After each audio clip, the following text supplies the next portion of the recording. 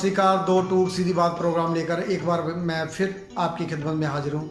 जैसा कि आप जानते हैं, मैं हर बार आप लोगों को किसी न किसी महान हस्ती से रूबरू करवाता हूँ।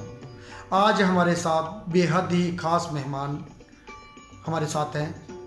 असुर वेद एक महान मूर्तिकार जो दिल्ली में ही अपना कार्य कर रहे हैं। आइए जानते हैं इनके बारे में, ये क्या कहते हैं अपनी कला यात्रा में। नमस्कार असुर वेद जी, दो टूक सीधी बात प्रोग्राम में आपका स्वागत है।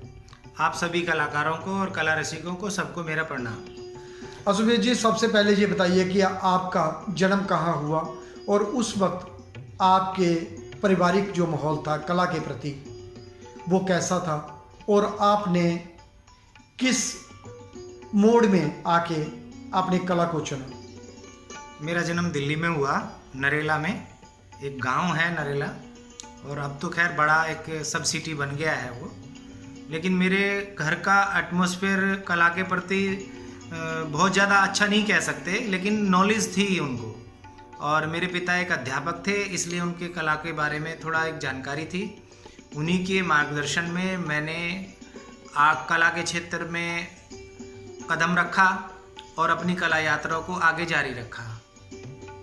असुर वेद जी, जब आपने शुरुआती स्कूल टाइम में, मैं पीछे ले जा रहा हूँ आपको, आपने स्कूल टाइम से बचपन में जो कार्य करते थे और आपको कहाँ से प्रेरणा मिली कला जगत के लिए? जब मैं 8वीं क्लास में था तो मैंने आर्ट का सब्जेक्ट लिया हुआ था। उसके बाद 9th में गए तो हमें एक बहुत अच्छे टीचर मिले फाइन आर्ट के। उनके मार्गदर्शन में मैंने काम किया और उन्होंने काफ़ी प्रोत्साहित किया मुझे। वो वर्क मेरे पास अभी भी रखे हुए हैं। जिस वक्त मैं उनसे शिक्षा ले रहा था, मैं आज भी उन्हें कई बार देखता हूँ, उन टीचर्स को याद करता हूँ, गुरुओं को जिनके मार्गदर्शन में मैंने उस समय काम किया। और 9वीं 10वीं में मैंने फाइन आर्ट किया। उसके बाद 11th 12th में मेरे पास फाइन आर्ट नहीं था। वो 2 साल का गैप था। उसके बाद मैंने वो काम छोड़ दिया। लेकिन मेरे पिता ने फिर मुझे मार्गदर्शन किया कि आपका जिसमें इंटरेस्ट है या आप काम करना चाहते हैं उसको जारी रखें। तो उन्होंने मुझे भारतीय विद्या भवन, एक पार्ट टाइम कॉलेज था, उसमें एडमिशन के लिए प्रेरित किया कि आप वहाँ जाके एडमिशन ले सकते हैं। आपने भारत भवन में भारतीय विद्या भवन में भी अपना कार्य किया, और उसके बाद आपने अपनी कला की शिक्षा कहाँ कहाँ से आरंभ की और कहाँ तक की, आप उसके बारे में संक्षेप में बताइए। मेरा जो सबसे पहला, मैंने जैसे आपको बताया, भारतीय विद्या भवन में मेरा कला के क्षेत्र में पहला कदम था। वहाँ मुझे बहुत अच्छे गुरु मिले जो आज भी मेरे साथ हैं। श्री NS राणा जी और BD शर्मा जी थे। और NS राणा जी से मैंने अपनी मूर्ति कला की शिक्षा गहनता से सीखी और आज भी उनका मार्गदर्शन मेरे साथ हो रहा है। मेरे वो प्रेरणादायक हैं। मैं अक्सर उनसे अपने कार्यों के बारे में डिस्कस करता हूं और अपना मार्गदर्शन करता हूं। वो मुझे समय समय पे गाइड करते हैं। उसके बाद मैंने भारतीय विद्याभवन में 4 साल का एक डिप्लोमा कोर्स है वो कंप्लीट किया। उसके बाद उन्होंने मेरे को गाइड किया कि आप अब तैयार हैं कॉलेज ऑफ आर्ट में जाने के लिए। तो उन्होंने मेरा मार्गदर्शन किया और कॉलेज ऑफ आर्ट में एडमिशन लेने के लिए बोला। मैंने कॉलेज ऑफ आर्ट में एडमिशन लिया, टेस्ट दिया, तो मेरा सबसे पहला नाम था, उसमें टॉप पे था मैं। और मेरे को बड़ी खुशी भी हुई क्योंकि मैं कॉलेज ऑफ आर्ट कभी गया नहीं था, नहीं सोचा था मैंने। लेकिन मेरे गुरु Shri NS Rana ji college of art में विजिटिंग लेक्चरर जाते थे और मैंने कई बार उन्हें वहाँ देखा और बार बार मैं भी जाता था। मेरी भी जिज्ञासा थी कि कॉलेज ऑफ आर्ट है क्या। लेकिन जब मेरा एडमिशन हुआ तो उसके बाद मेरी जो शिक्षा है BFA और MFA की कॉलेज ऑफ आर्ट में ही दोनों वहीं से की मैंने। तो आप एक चीज़ बताइए, आपका स्पेशलाइजेशन जो किया आपने वो किस में किया? मेरा स्पेशलाइजेशन मेटल कास्टिंग मेरे को सबसे प्रिय रहा है। वैसे मैंने स्टोन भी किया है, स्टोन का काम भी काफ़ी किया है। लेकिन मेटल में मैं अपनी जो कला है या अपने जो कला के बारे में मैं सोचता हूँ या काम करना चाहता हूँ, मुझे लगता है कि मैं अपने विचारों को, मेटल एक मीडियम है, उसके द्वारा मैं ज़्यादा बेहतर तरीके से कर सकता हूँ। क्योंकि मेरा काफ़ी डेलिकेट काम होता है, थोड़ा माइन्यूट काम होता है, जिसे मैं मेटल में अच्छे से संवार सकता हूँ या कर सकता हूँ। हाँ, एक चीज़ और बताइए सुरेश जी, जो आपके कार्य होते हैं वो किस विषय को लेके होते हैं और क्या सब्जेक्ट मैटर रहता है और कौन कौन से मीडियम उसमें आप यूज़ करते हैं? जो सब्जेक्ट है मेरा एक सामाजिक एक मैसेज है कि अपनी जितनी भी ऐतिहासिक धरोहर है, चाहे वो कोई भी हो, उनको सजो के रखना चाहिए। मेरा एक पब्लिक को मैसेज है, उनको डिस्ट्रॉय ना करें, उनको बचाएं। चाहे वो मॉन्यूमेंट्स हैं, चाहे वो पशु पक्षी हैं, चाहे वो एनिमल्स हैं। तो मेरा इन्हीं सीरीज़ पे काम चला है। प्रकृति को बचाने के लिए भी मैंने काफ़ी सारे स्कल्पचर बनाए हैं, जैसे सेव एलिफेंट एक एग्जीबिशन किया था, मैंने उसमें पार्टिसिपेशन किया था। बर्ड्स होमकमिंग मेरा एक बहुत बड़ा सीरीज़ था, जिसमें मैंने बर्ड्स के बारे में काफ़ी अवेयरनेस के लिए बताया। बहुत सारे बर्ड्स मुझे सबसे प्रिय हैं। आपको एक बात, आइए एक नज़र डालते हैं असुर वेद द्वारा बनाए गए मूर्ति शिल्पों पर। आइए चलते हैं उनके स्टूडियो की ओर और देखते हैं उनके कुछ मूर्ति शिल्प। ये ललित कला अकादमी रीजनल सेंटर गढ़ी का स्टूडियो है। अशोक जी अपने स्टूडियो में हर दिन आके रेगुलर काम करते हैं।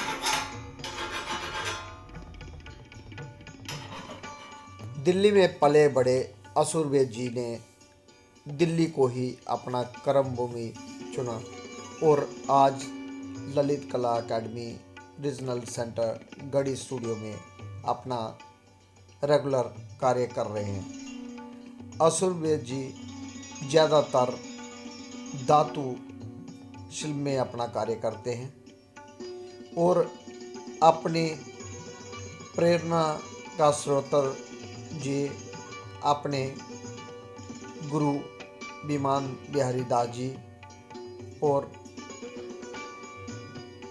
NS राणा जी को मानते हैं। असुरवेद जी का मानना है कि इन्हीं की प्रेरणादायी से मैं आज जो कुछ भी हूँ, जो भी कार्य कर रहा हूँ, वो इन्हीं की देन है। असुरवेद जी अलग अलग धातुओं में, पत्थर, लकड़ी, स्टोन, सब में कार्य करते हैं और ज़्यादातर उनका अपना प्रिय जो धातु को मानते हैं। धातु में उन्होंने महारत हासिल कर रखी है और उन्हीं को ज़्यादातर ये अपनी बात उन्हीं के माध्यम से कहते हैं। असुरवेद जी का मानना है कि जो समाज में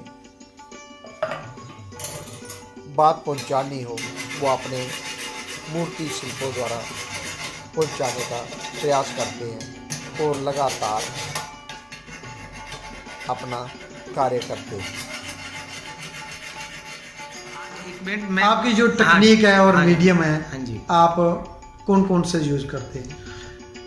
मेरी जो टेक्निक है वो तो मेटल के अगर माध्यम से अगर आप देखें तो उसमें मुझे लगता है कि जितना भी मैं एक्सप्लेन कर सकता हूँ अपने आप को। अब जैसे वैक्स में हम काम करते हैं पहले, फिर हम मेटल में उसको ट्रांसफ़र करते हैं। तो ये एक टेक्निक है कि पहले हम वैक्स में काम करेंगे, फिर हम उसको एक मोल्ड बना के और उसके माध्यम से हम उसे कास्टिंग करेंगे, फिनिशिंग वगैरह करेंगे, पैतीना करेंगे। ये एक टेक्निक है, एक प्रोसेस है उस चीज़ को काम करने का। और समाज को भी मेरा यही मैसेज है, ये हमारी पुरानी पद्धति है मेटल कास्टिंग। आपने बहुत सारा स्टोन में भी काम किया, वुड में भी करते हैं, जरा उसके बारे में भी थोड़ा संक्षेप में बताइए। मैंने स्टोन में बहुत सारे स्कल्पचर्स किए हैं, करीब सैकड़ों स्कल्पचर्स मैंने स्टोन में किए हैं, क्योंकि कॉलेज से मैंने कॉलेज ऑफ आर्ट से स्टोन कार्विंग स्टार्ट किया। वहाँ पे काफ़ी सारे मेरे साथी थे, जैसे सुरेश है, गणनायक है, टूटू पटनायक हैं, और कार्विंग में राजेश शर्मा है।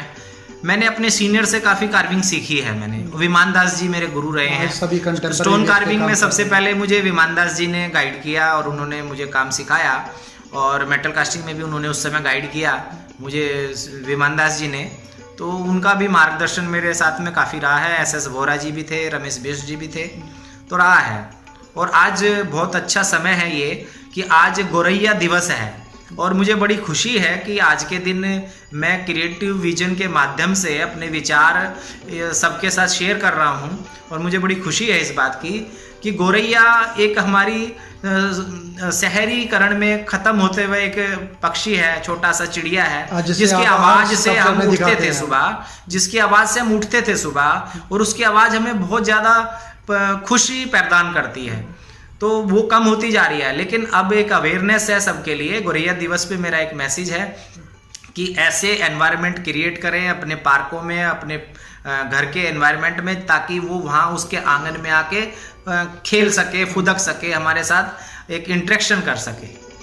असुबेद जी, अब तक आपने कौन कौन सी उपलब्धियां हासिल की, जैसे स्कॉलरशिप, फेलोशिप और कैंप, वर्कशॉपें, नेशनल इंटरनेशनल एग्जीबिशन है, जरा उसके बारे में थोड़ा संक्षेप में बताइए। मैंने अभी तक अगर देखा जाए तो करीब 500 के करीब एग्जीबिशंस में पार्टिसिपेट किया है लगभग, और वो मेरे नेशनल एग्जीबिशंस हैं, स्टेट्स लेवल एग्जीबिशंस हैं, इंटरनेशनल एग्जीबिशंस हैं। हमारा यूरोप टूर भी रहा, जिसमें मैं रविंद्र वर्मा जी को श्रेय देना चाहूँगा। वो आज इस दुनिया में नहीं है, लेकिन मैं उन्हें बार बार याद करता हूँ कि उन्होंने मुझे यूरोप ट्रिप पे मुझे घुमाया और एक ऐतिहासिक म्यूज़ियम्स जिनका हम सपना देखते हैं उनको देखने का हमें मौका मिला, और काफ़ी सारे युवा कलाकारों को वो लेके गए थे।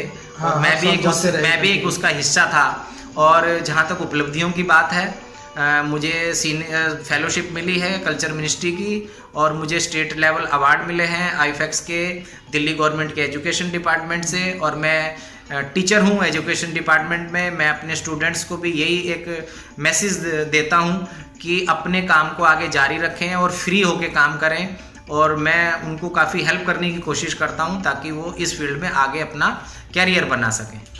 असुबेद जी, काफ़ी अरसे से आप ललित कला अकेडमी से जुड़े हुए हैं, संस्कार भारती से भी जुड़े हुए हैं, मॉडर्न आर्ट गैलरी से भी जुड़े हुए हैं, मतलब जितनी भी सरकारी संस्थाएं हैं जो कला और कलाकार को प्रमोट करते हैं। आपको क्या लगता है कि अभी रीजनल सेंटर ललित कला अकेडमी गढ़ी में भी आप काम कर रहे हैं, इसमें और क्या होना चाहिए जिससे कलाकारों को ज़्यादा बेनिफिट मिल सके? एक बड़ा अच्छा क्वेश्चन है। मेरी तो दिली तमन्ना है, क्योंकि मैं काफ़ी समय से यहाँ रीजनल सेंटर दिल्ली में काम कर रहा हूँ गढ़ी के अंदर, और काफ़ी सारी हमने चीज़ें फेस की हैं यहाँ पे। और आज की स्थिति ये है कि पहले यहाँ पे मेटल कास्टिंग भी होती थी बड़े लार्ज स्केल पे, और हमने बहुत काम किया है मेटल कास्टिंग का, और एक अच्छा एनवायरनमेंट था, काफ़ी सारे सीनियर्स लोग थे, उनके मार्गदर्शन में हमें भी गाइडेंस बीच बीच में मिलती रहती थी। आज वो माहौल थोड़ा सा कम हुआ है। मेरी सरकार से या ललित कला के अधिकारियों से यही एक मैसेज है कि हमारा वो पहले जैसा एनवायरनमेंट यहाँ बने, मेटल कास्टिंग का काम दोबारा शुरू हो, स्टोन कार्विंग की जो कर रहे हैं, स्टोन कार्विंग हमने काफ़ी की है यहाँ, ट्रकों स्टोन काटे हैं, और बहुत अच्छा एनवायरनमेंट था। लेकिन अभी नए नए जो स्टूडेंट्स आए हैं उनको वैसा एटमॉस्फेयर दे पाएँ, ये हमारी भी खुद की भी एक जिम्मेवारी है, और हम सरकार पे डाल दें, क्योंकि हम उस पीरियड से गुजर चुके हैं, लेकिन आगे वाली जनरेशन वो उसको फेस ना करे, उनको एक अच्छा हेल्दी एनवायरनमेंट दिया जाए ताकि वो फ्री होके अपना काम यहाँ पे कर सकें गढ़ी में। क्योंकि दिल्ली में केवल एक ऐसी जगह है जहाँ पे कलाकारों के लिए या मूर्तिकारों के लिए खास तौर से केवल इकलौती जगह है जहाँ पे यहाँ स्टूडियो अवेलेबल है, क्योंकि हम अपने घरों में स्टोन कार्विंग या कुछ नहीं कर सकते। तीन चीजें हम नहीं कर सकते, ना सेरामिक कर सकते, ना सेरामिक, ना मेटल कास्टिंग, ना प्रिंट मेकिंग, ये नहीं हो सकता। तो हमारा ये, हाँ जी, ये हमारा एक अनुरोध है कि इस जगह को सजोए रखें, बनाए रखें। इससे बहुत सारे कलाकारों का जो है एक जर्नी जुड़ी हुई है, और हमें भी गर्व है कि हमने यहाँ से पाया है बहुत कुछ, गढ़ी से बहुत कुछ पाया है, बड़े सीनियर कलाकारों से काफ़ी चीज़ें पाई हैं, मेहनत की हैं, कला के क्षेत्र में अपना नाम कमाया है। तो मैं तो ऐसी जगह को नमन करना चाहता हूं कि हमेशा बने। शंकु चौधरी जी ने इसको स्टेब्लिश किया था, और ये हमेशा उनके नाम से जानी जानी चाहिए, और भविष्य में ललित कला से उम्मीद करता हूं कि इसकी बेहतरी के लिए और नेशनल या इंटरनेशनल पे इसका नाम दोबारा उसी छवि के साथ पहुँचे। असुबेद जी, हमारे बहुत सारे जो बाहर दूर दराज देशों से, प्रदेशों से जहाँ कलाकार आते हैं, उनको जहाँ बहुत सारी कठिनाइयों का सामना करना पड़ता है। अगर स्कॉलरशिप मिलता है, फेलोशिप मिलता है, तो बहुत कम रकम होती है, उससे उनको चला पाना, जहाँ काम कर पाना। तो उन नई जो पीढ़ी है उनको आप क्या संदेश देंगे अपने कला के माध्यम से, वो कैसे इस फील्ड में टिक पाएंगे?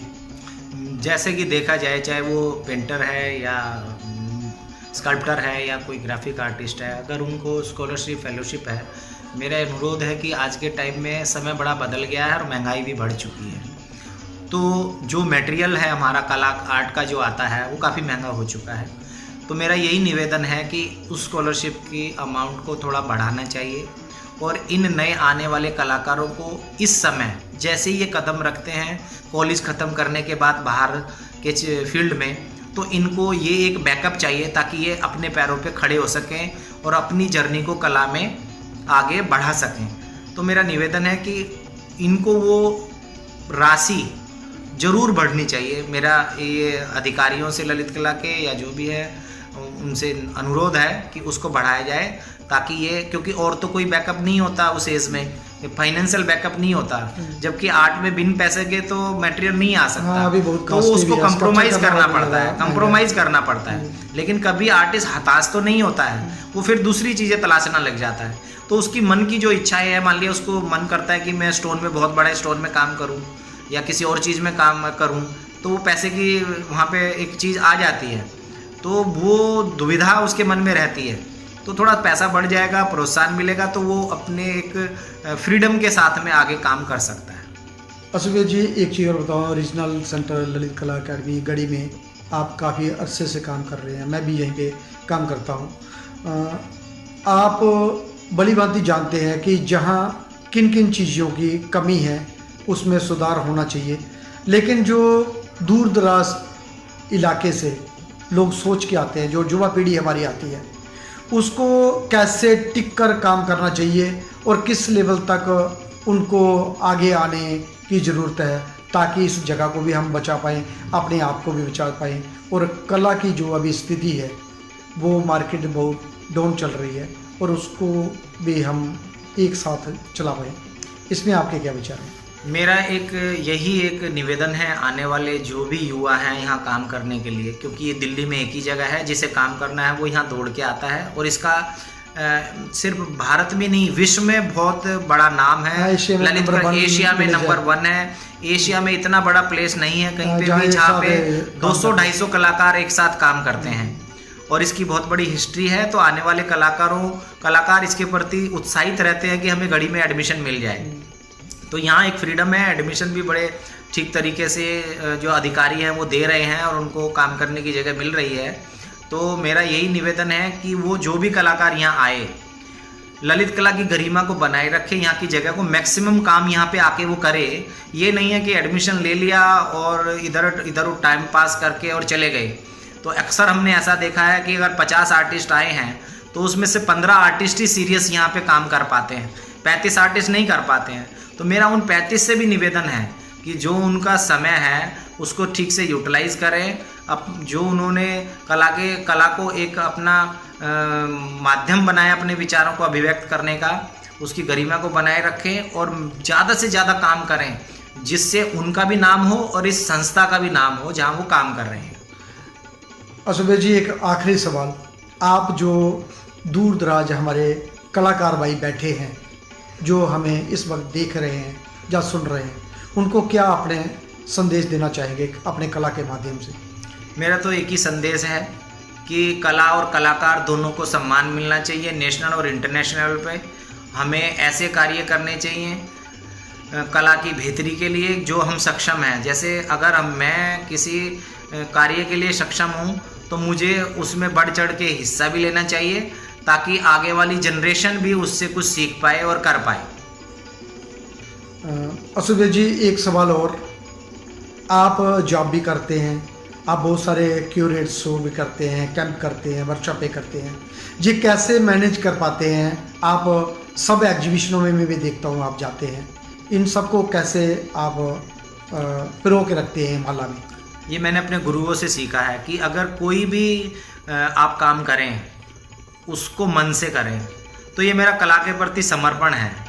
मेरी हमेशा कोशिश रहती है कि समाज में जो भी कला की गतिविधियां हैं उसमें हमें बढ़ चढ़ के हिस्सा लेना चाहिए, एक दूसरे को जानना चाहिए, क्योंकि अपने स्टूडियो में तो सभी काम करते हैं, लेकिन हम जब तक किसी की एग्जीबिशन नहीं देखेंगे या कहीं वर्कशॉप में मौका नहीं मिलेगा तो हम अपने विचारों का आदान प्रदान नहीं कर पाएंगे। तो मेरा एक ही सबसे निवेदन है कि अपने कार्यों के साथ साथ आप इन सभी गतिविधियों में भी आप पार्टिसिपेट कीजिए, तभी आप इस फील्ड में स्टेब्लिश हो सकते हैं और अपने आप को देख पाएंगे कि हम किस लेवल पे खड़े हुए हैं और हमें अपनी कमियों को कहाँ कहाँ सुधारना है। तो हम अक्सर चर्चा करते हैं, एग्जीबिशनों में भी, कैंप में भी अपने काम को भी दिखाते हैं। वहाँ जब हम साथ रहते हैं तो हमें एक दूसरे के बारे में बहुत सारी चीज़ें पता चलती हैं। तो वो हम एक्सचेंज करते हैं एक दूसरे से, तो हमें बहुत कुछ सीखने को मिलता है। तो मेरा यही है कि आप एग्जीबिशन में भी चले जाएं, वहाँ पे भी जो लोग सीनियर आर्टिस्ट हैं, जैसे जो दीवार होती है गैलरी की, वो कभी भी जूनियर सीनियर के लिए कोई मतभेद नहीं करती है, कोई वो नहीं करती है। दीवार पे लगी हुई चाहे हुसैन की पेंटिंग हो चाहे मेरी हो, वो बराबर ही रहेगी। वॉल कभी छोटा बड़ा नहीं करती है। तो मेरा यही है, जो सीनियर आर्टिस्टों से हम मिलते हैं, अपने कार्यों के बारे में सामने चर्चा करते हैं, उससे हमारा बड़ा मार्गदर्शन होता है। तो आगे वाली जनरेशन से भी यही निवेदन है कि अपने कार्यों के साथ साथ इन सब चीज़ों में भी बढ़ चढ़ के आप हिस्सा लीजिए। धन्यवाद असुबेद जी, आप हमारे मंच में 2 टूक सीधी बात प्रोग्राम में आए, आपके बारे में जाना, आपकी कला के बारे में जाना, और हमारे जो दर्शक देख रहे हैं या सुन रहे हैं उनको बहुत सारी ज्ञानवर्धक बातें भी आपने बताई। धन्यवाद। सबको नमस्कार। धन्यवाद दोस्तों, अगली बार मैं फिर मिलूंगा किसी नई हस्ती के साथ किसी नई जगह पे। तब तक देवीदास खत्री को दे इजाजत। वंदे मातरम, भारत माता की जय।